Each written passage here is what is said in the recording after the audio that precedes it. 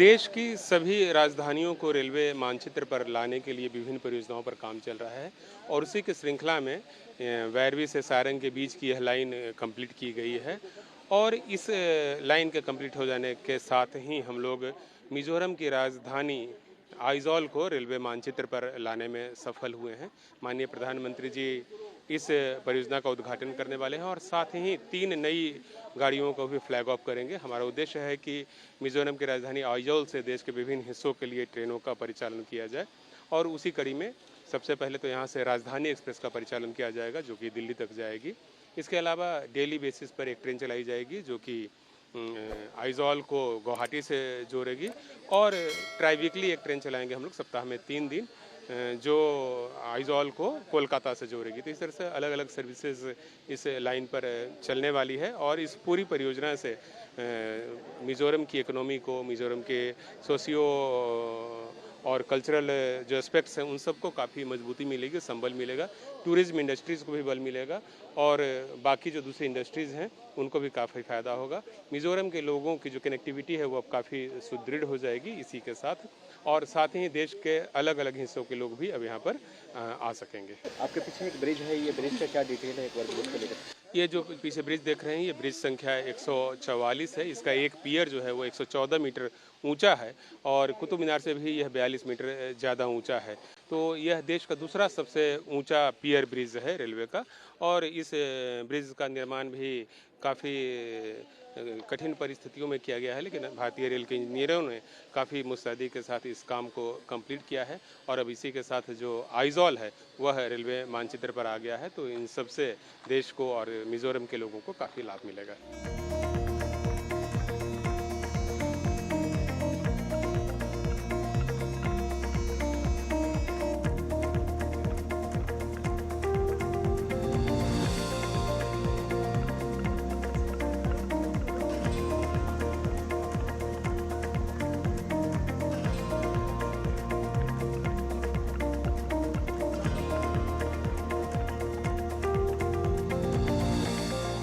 प्रधानमंत्री श्री नरेंद्र मोदी जी मिजोरम के लोगों के लिए सौगात लेके आ रहे हैं। ये नया railway line Bhairavi Sarang railway line जो कि पहली बार आइजॉल को, जो मिजोरम की राजधानी है, आइजॉल को देश के दूसरे भागों को से रेल से जोड़ रही है। साथ ही साथ 3 ट्रेनों की सौगात मिलने जा रही है मिजोरम के लोगों को, जिसमें कि सारंग से लेके दिल्ली आनंद विहार तक जाने वाली राजधानी एक्सप्रेस भी है और साथ ही साथ जो यहाँ के जो पास के बड़े शहर कलकत्ता और गुवाहाटी के लिए भी रेल सेवाएं शुरू की जा रही है।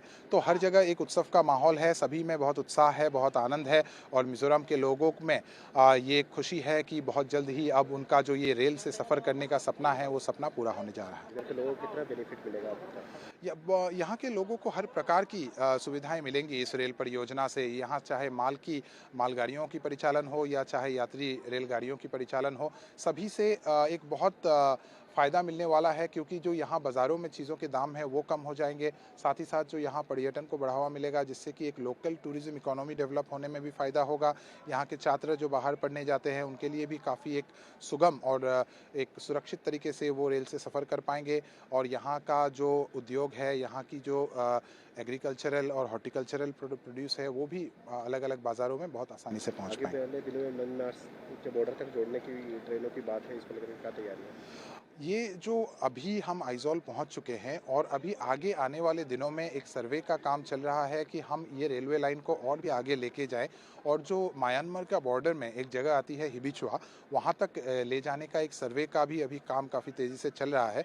अभी आगे आने वाले दिनों में ये सर्वे कंप्लीट करके जो डिटेल प्रोजेक्ट रिपोर्ट है वो जमा की जाएगी और संभावना है आगे आने वाले दिनों में कि ये जो रेलवे लाइन अब आइजॉल पहुँची है वो और भी आगे जाएगी और म्यांमार बॉर्डर तक पहुँच पाएगी।